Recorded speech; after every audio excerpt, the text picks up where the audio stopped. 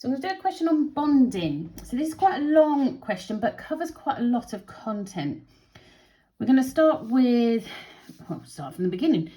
So figure 1 here shows the outer electrons of the atom of a group 1 element. So I would remind yourself that all group 1s are metals. So this is potassium, and in an atom of the group 6 element, sulfur. So that is your non-metal. So that should be telling you straight away that is ionic bonding. So that's when a metal reacts with a non-metal. Just to remind you, we've got covalent is a non-metal, metallic is a metal and metal. There's a little bit of a revision there. So potassium forms an ionic compound with sulfur. Describe, command word, what happens when 2 atoms of potassium react with 1 atom of sulfur. Give your answer in terms of electron transfer. So we need to mention about electrons. It's telling you what they want. And give the formulae of the ions formed. So this is a 5 marker. This is quite a big question. A lot of information is needed, but as you can see, it's quite nice and simple how they mark it. So I always start with the metal. So a metal will always transfer or give an electron away. As you can see, that outer electron there is going to be given away to the sulfur, the non-metal. So this is all part of ionic bonding. We know it's 1 electron because it is in group 1. That tells us how many electrons in the outer shell. So the potassium will lose 1 electron, and that will enable it to have its full outer shell. That ion will then be an K plus because it's only lost 1 electron. In comparison, sulfur is a non-metal. It needs to gain 2 electrons because it's in group 6, and it needs 8 for a full outer shell. So its ion will therefore be S2 minus. All of this information is how you're going to get your 5 marks. The final formula of potassium sulfide is K2S, and how we get that is because sulfur, we know, is 2 minus, 2 negatives, and we need to counterbalance that with the positive ions. So each potassium will have 1 positive charge, so we need 2 of those to balance out the charges. So a ionic compound must be neutral overall. Second part of the question is all about how we display the compound. Here we've got a ball and stick method, and this is a typical question where they would ask you, well, what's not true in its representation of the structure of potassium sulfide. For this one, it's a focus on the fact that there's gaps between the elements, and obviously in real life there's no sticks. So it's only 1 mark, so one of those will be enough. Other general ideas, there's other ways you can draw compounds.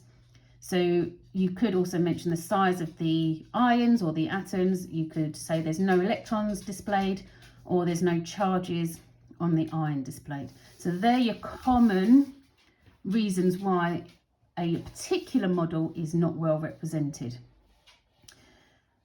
Part C here goes on to covalent bonds. Remember, that's a non-metal. So it says complete a dot and cross diagram to show the covalent bond in a molecule of hydrogen sulfide. They're both non-metals. Show the outer shell electrons only. That's very typical. So with a covalent bond, we need to think, right, what groups are these in? How many electrons have they got? How many do they need to share? So hydrogen is we classify it as a under group 1 just because it's got 1 electron in the outer shell. It needs only another one to get that full outer shell because it's the first energy level. Sulfur, we know, is in group 6, so it's got 6 electrons. It needs 2 more to get that full outer shell. And remember, with covalent, it's all about sharing those electrons. That's the key word, whereas ionic is gain or lose. So how you draw it, that 1 electron from hydrogen needs to be shared with 1 from the sulfur. So you do a dot and cross on both of those because there's 2 hydrogens. And then do not forget to include the other electrons for sulfur. And how you check, cover up the hydrogens. If there's 8 in the outer shell, you've done it correctly. And for hydrogen, if there's only 2, you've done that correctly as well. The next section is all about relative formula mass. So they're asking you, what's the relative formula mass of aluminium sulfate? They've given you the masses already, so you don't have to look up on the periodic table. And so I would break it down. I'll do the aluminium first. There's 2 of those. So 27 times by 2, you take your mass from there. That's 54. That's your first bit. And then with the bracket, I always work out the mass in a bracket first. So that's SO4 here. So it's 32 for the sulfur and 4 lots of oxygen, and that's 96. And then we look at the little number outside, that's 3. So we times the 96 by 3 to get the 288. And then we just add those 2 together to get 342. Hang on. The last 2 parts of this question look at the properties of covalent and ionic bonds. So covalent compounds such as hydrogen sulfide, which again, I've annotated, that's a simple covalent. Don't forget you can get giant ones as well, which will have different properties. But this is a simple one. Have low melting points and do not conduct electricity. It says draw one line from each property to the explanation of the property. My helpful hint, one line means one line. If you draw 2, then you'll lose the mark. If you draw the 2 and then cross out 1, then that's fine. But if you get 2 coming from the one box, that wrong answer will counteract the correct one. So for this, for covalent, the low melting point is because they're small molecules, they have a weak intermolecular attraction. We know it's weak because it's a low melting point. That means there's less energy needed to break those intermolecular forces. Why does it not conduct electricity?